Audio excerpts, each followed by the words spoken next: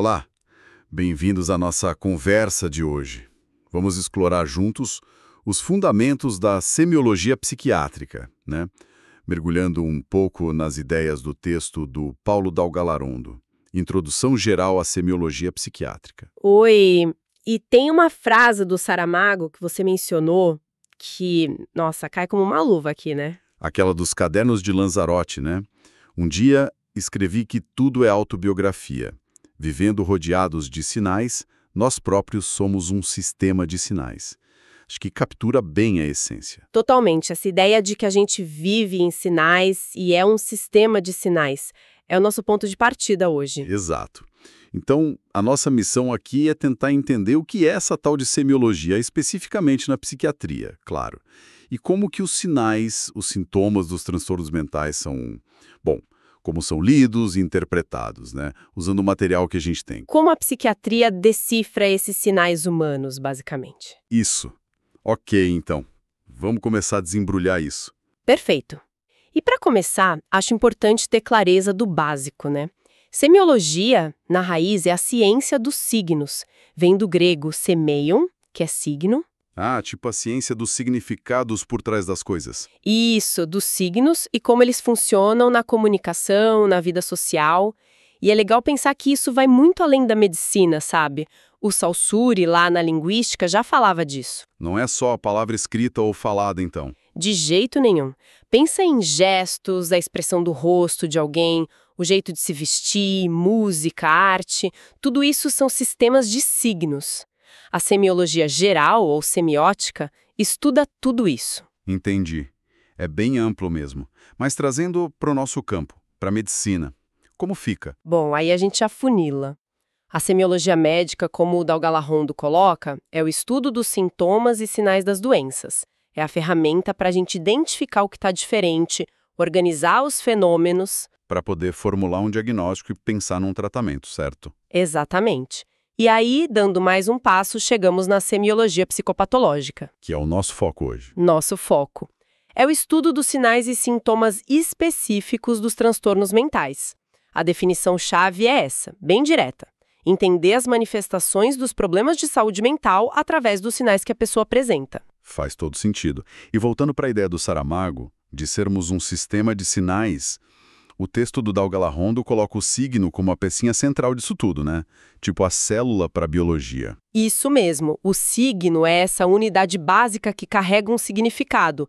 É a ponte entre uma coisa concreta, um sinal, e a ideia que ele representa. E tem jeitos diferentes de entender como esses signos funcionam, imagino. Tem sim. Um jeito bem útil é pensar nas dimensões do signo. O Charles Morris, lá nos anos 40, dividiu a semiologia em 3 partes que ajudam a organizar o pensamento. Quais seriam essas partes? Ele falou em semântica, sintaxe e pragmática. A semântica cuida da relação do signo com o objeto que ele representa, tipo o significado oficial. Ok. A sintaxe olha para as regras que organizam os signos entre si, como eles se combinam num sistema, tipo a gramática numa língua. E a pragmática? A pragmática é sobre a relação do signo com quem usa ele. Como nós, na prática, usamos e interpretamos esses signos no dia a dia, é o uso concreto. Legal essa divisão. E, assim, no dia a dia a gente fala em sinal e signo. Tem diferença para a semiologia? Tem uma distinção útil. O sinal pode ser qualquer estímulo do mundo. Fumaça é um sinal. Mas quando esse sinal ganha um significado específico para a gente, ele vira um signo. A fumaça como signo de fogo. Ah, então o signo é um sinal com intenção ou significado agregado. Exatamente. Na medicina, a febre é um sinal físico, mas vira um signo de infecção. Na psiquiatria, uma fala muito rápida pode ser um sinal que vira um signo de uma síndrome maníaca. Entendi. E quais tipos de signos são mais importantes para a psicopatologia? A gente lida muito com 2 tipos principais. Primeiro, os sinais comportamentais objetivos, que são coisas que o examinador pode observar diretamente. Tipo agitação, choro, jeito de andar. Isso. E segundo, os sintomas, que são as vivências subjetivas que o próprio paciente relata. A queixa, a narrativa dele sobre o que sente, angústia, tristeza, medo. Que são coisas que a gente não vê diretamente, só sabe porque a pessoa conta. Exatamente. Alguns autores até diferenciam mais, tipo, sintoma objetivo, o que o médico vê, e subjetivo, o que o paciente sente. E chamam de sinal só aquilo que o médico provoca para testar algo, tipo reflexo no joelho ou sinal de Romberg. Mas a divisão principal é essa, observável versus relatado. Certo. E tem mais alguma camada para entender o signo? O texto fala de significante e significado. Ah, sim. Essa é uma distinção clássica que vem lá dos estoicos e foi muito usada pelo Jacobson na linguística. É fundamental. Todo signo tem duas faces. Aqui parece que fica interessante mesmo. Com certeza. Pensa assim, tem o significante, que é a parte material, o veículo do signo. Pode ser o som de uma palavra, as letras escritas, um gesto, uma imagem. É a forma concreta. Tipo a palavra mesa escrita no papel ou falada. Perfeito. E tem o significado, que é o conceito, a ideia, aquilo que é representado. No caso da palavra mesa, o significado é a ideia daquele móvel com tampo e pernas. Então, significante é a forma, significado é o conteúdo, a ideia. Exatamente essa dupla estrutura. E entender isso abre caminho para a gente ver como diferentes tipos de signos funcionam. Aí entra aquela classificação do Peirce que você comentou antes. Ela mesma. O Charles Peirce, lá no começo do século XX, propôs uma classificação dos signos baseada justamente em como o significante se relaciona com o significado. É fascinante porque... Porque ajuda a entender a natureza dos sintomas. Exatamente, ajuda muito. Ele falou em 3 tipos principais: ícone, indicador e símbolo. Ok, vamos ver cada um. O que é o ícone? No ícone, a relação é de semelhança. O significante parece com o significado. Tipo um desenho de uma casa. O desenho significante se parece com a casa real, significado. Isso. Ou um emoji de carinha feliz. O desenho do emoji se parece com a expressão facial de felicidade. É quase uma foto do significado. O significante imita o significado. Entendi. É visual, direto. E o indicador, ou índice, né? O indicador ou índice. Aqui a relação não é de parecer, mas de conexão física, de contiguidade. O significante aponta para o significado porque está ligado a ele, muitas vezes como causa e efeito ou como parte de um todo. Ah, como nos exemplos que a gente já deu. Fumaça, significante, apontando para o fogo, significado. Febre, significante, apontando para a infecção, significado. Perfeito. A fumaça não se parece com o fogo, mas é causada por ele, está junto dele. A febre não se parece com a bactéria, mas é uma consequência direta da infecção no corpo. O significante é um vestígio ou resultado do significado. Fica mais abstrata e cultural. No símbolo, a relação entre o significante e o significado é totalmente arbitrária, convencional. Arbitrária. Como assim? Quer dizer que não tem nenhuma semelhança natural, nem conexão física direta entre a forma do signo e a ideia que ele representa. O exemplo mais claro são as palavras da nossa língua. A palavra casa, por exemplo. As letras ou o som não têm nada a ver com uma casa de verdade. Nada a ver. Não se parece, não é causada por ela. Nós apenas aprendemos e concordamos, dentro da nossa cultura e língua, que aquela sequência de sons ou letras representa aquele objeto. A conexão é uma convenção social. Entendi. Então o valor do símbolo depende totalmente do acordo, do sistema onde ele existe.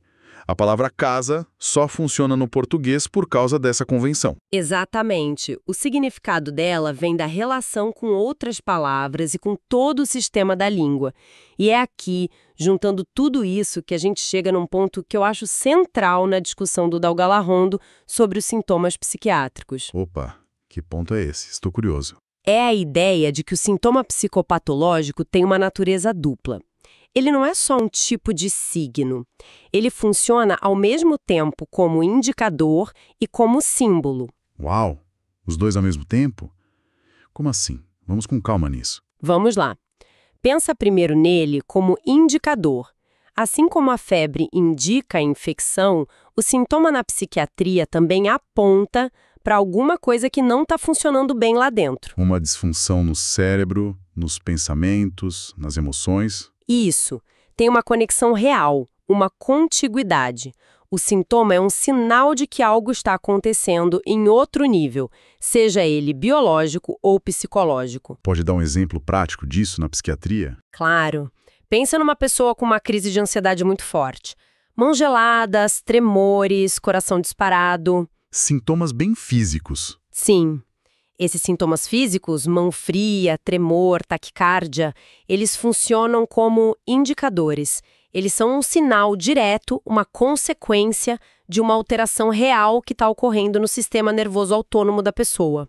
Uma resposta do corpo à ansiedade. Entende? O tremor indica descarga adrenérgica. Entendi perfeito. O sintoma como uma pista direta, uma consequência de algo fisiológico ou psicológico desregulado. É a parte índice da coisa. E a parte do símbolo? Onde entra a convenção social aí? Bom, a transformação acontece quando esse sintoma, essa vivência, é nomeada. Quando ela entra na linguagem, na cultura. Quando a pessoa fala sobre o que sente, ou quando o médico dá um nome. Exatamente. No momento em que o paciente diz, tô nervoso, senti uma angústia, me deu um pânico, ou quando o médico diagnostica como transtorno de ansiedade, ou mesmo quando a família ou a sociedade rotula aquilo de alguma forma. Nesse momento, aquela experiência subjetiva e aquelas manifestações que eram só indicadores ganham um nome, um rótulo. E esse rótulo nervosismo, agonia, ansiedade, pânico, ele é um símbolo. Por quê? Porque a palavra em si é arbitrária. Isso. A palavra pertence a um sistema linguístico e cultural. O significado que a gente atribui à agonia, por exemplo, não está grudado na sensação física em si. Ele é construído socialmente, é aprendido, é convencional. Nossa. O que estar nervoso significa pode variar demais dependendo de quem fala, de onde vive, da história de vida, do contexto cultural. A palavra carrega um monte de significados que vão além da pura sensação física. Caramba, isso é muito forte. Quer dizer, o mesmo tremor na mão, que é um indicador de uma resposta fisiológica, quando eu chamo de nervosismo, ele vira automaticamente um símbolo. E aí ele já vem carregado de tudo que a nossa cultura pensa sobre ser nervoso. Exatamente isso. O sintoma psicopatológico vive nessa encruzilhada. Ele é, ao mesmo tempo, um sinal de algo acontecendo no corpo ou na mente, índice, e uma peça dentro de um jogo de linguagem, cultura e significados compartilhados, símbolo. E a semiologia psicopatológica, então, tem que olhar para essas duas faces. Tem que dar conta dessa dupla dimensão para realmente entender o que está acontecendo. Não adianta olhar só para a biologia, para o indicador e esquecer o símbolo. E nem olhar só para a narrativa cultural, para o símbolo e esquecer que tem uma base ali, o indicador de algo real acontecendo. É preciso integrar. Isso muda muito a forma de ver um sintoma, né?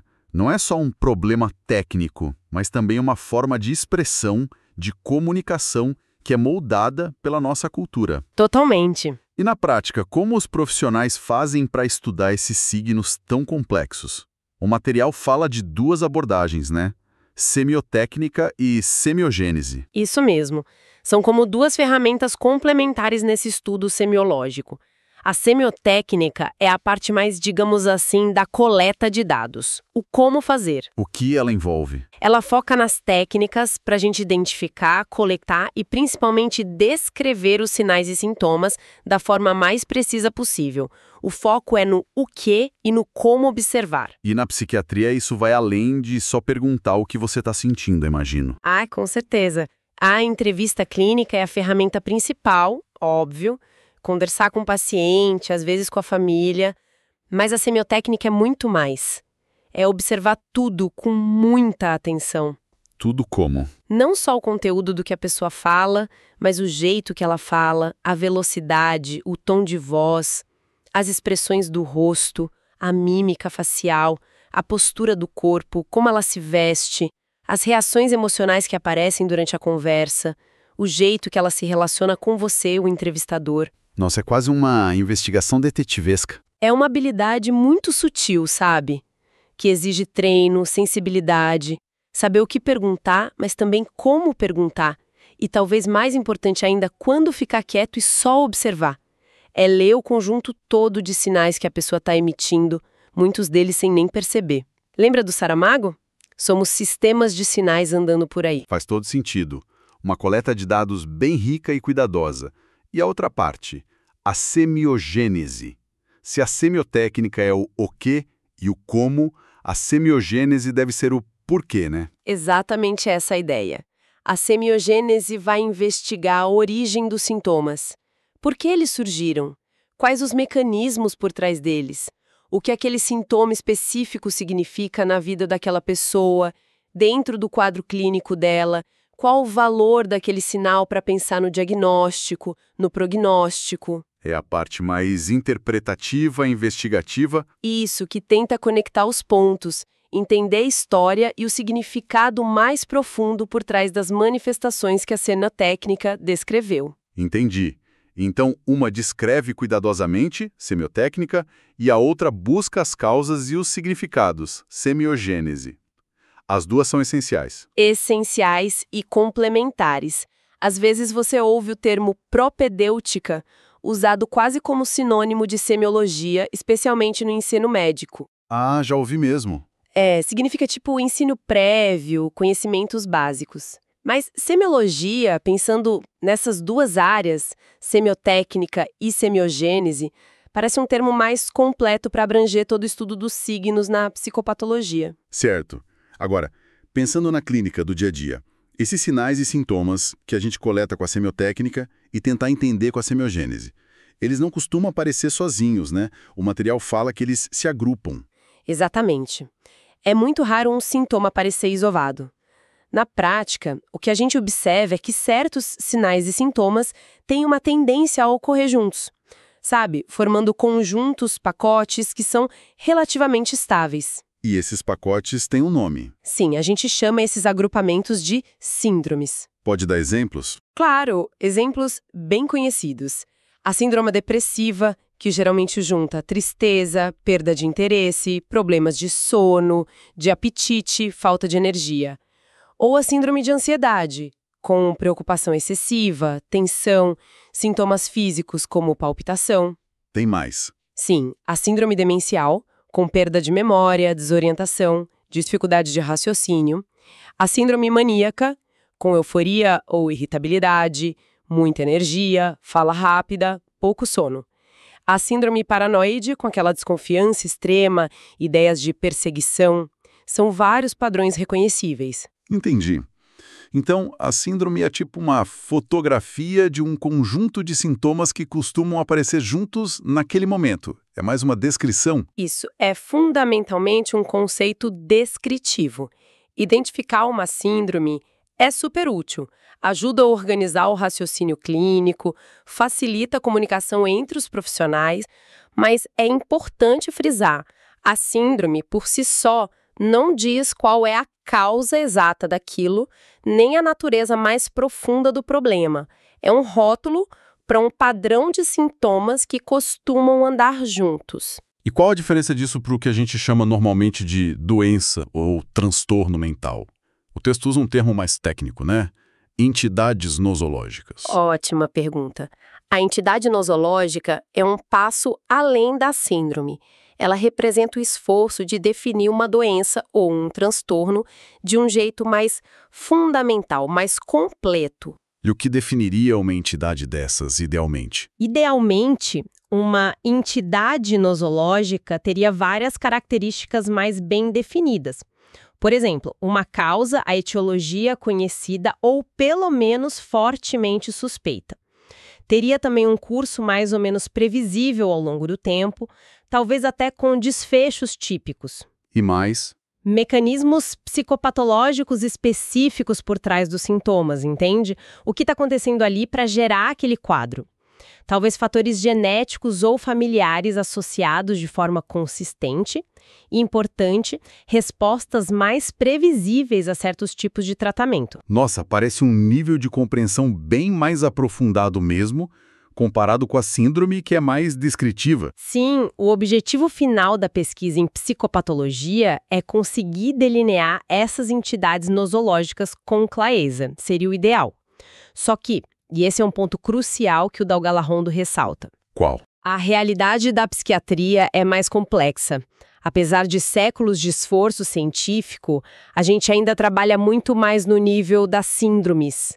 As entidades nosológicas bem estabelecidas, com causas totalmente desvendadas para a maioria dos transtornos mentais, bom, ainda são mais uma meta do que uma realidade completa. E por que é tão difícil definir essas doenças mentais de forma tão clara quanto, sei lá, uma pneumonia ou diabetes? A complexidade é imensa, né? O cérebro, a mente humana, os limites entre o que é considerado normal e o patológico às vezes são meio borrados. E a expressão dos sintomas é muito influenciada pela cultura, pela história de cada um. Lembra da dimensão de símbolo que a gente falou? Verdade. E muitas vezes o que a gente vê como uma síndrome, tipo a depressão, pode ser o resultado final de várias causas diferentes, de caminhos distintos que levaram àquele estado. Mapear tudo isso é um desafio gigantesco. Imagino. Mas mesmo sendo difícil, esse esforço para tentar identificar as entidades nosológicas deve ser importante, né? Importantíssimo. Não é só para satisfazer a curiosidade científica, de jeito nenhum. Definir melhor os transtornos, entender suas causas, seus mecanismos, isso tem um impacto prático enorme. Em que sentido? Pensa bem, se a gente entende melhor um transtorno específico, fica mais fácil desenvolver tratamentos que sejam realmente eficazes, direcionados para aquele problema. Permite pensar em prevenção de um jeito mais focado, melhora a capacidade de prever como a pessoa vai evoluir, o prognóstico dela. Por isso, a pesquisa não para, é fundamental continuar buscando essa compreensão mais profunda. Entendi. Certo. Então, acho que deu para ter uma boa visão geral hoje, né? Recapitulando rapidinho. Vamos lá. A gente viu que a semiologia é essa ferramenta-chave para ler os sinais humanos e como ela se aplica especificamente na psiquiatria. Exploramos a natureza dos signos, com aquela divisão do Pearson, ícones, indicadores e símbolos. E como eles conectam a forma, o significante, com a ideia, o significado. Isso. E aí veio aquele ponto central, a dupla dimensão dos sintomas psicopatológicos. Eles são, ao mesmo tempo, indicadores de algo interno, que não vai bem, E símbolos que ganham significado na linguagem, na cultura. Uma ideia poderosa. muito. Vimos também as duas abordagens da semiologia. A semiotécnica, focada na coleta e descrição cuidadosa dos sinais, E a semiogênese, que busca a origem e o significado desses sinais. e, por fim, diferenciamos as síndromes, que são esses agrupamentos de sintomas que a gente observa na clínica, mais descritivos. Das entidades nosológicas, que é a busca mais ambiciosa por definir os transtornos de forma fundamental, com causas, cursos, mecanismos. Um desafio que continua na psiquiatria. Exato. Foi uma boa viagem por esses conceitos fundamentais. Foi, sim. Acho que cobrimos bem os pontos essenciais do material. E, para a gente terminar, talvez deixar uma pulga atrás da orelha, né? Uma provocação para a gente continuar pensando justamente sobre essa natureza dupla do sintoma. Manda. Se o sintoma, como a gente viu, vira um símbolo quando é nomeado e fica tão mergulhado no significado cultural, eu fico pensando, será que a mesmíssima alteração biológica, sabe, uma disfunção cerebral básica, será que ela poderia se manifestar de formas completamente diferentes? Ser comunicada, interpretada de jeitos muito distintos dependendo da cultura ou da época em que a pessoa vive? Interessante. Até que ponto a cara que o sofrimento mental tem, a forma como ele aparece, é na verdade uma construção conjunta, uma dança entre a biologia e o sistema de símbolos, a linguagem em que aquela pessoa está inserida. Fica aí a reflexão sobre essa interação complexa, né, entre mente, corpo e a cultura que nos cerca.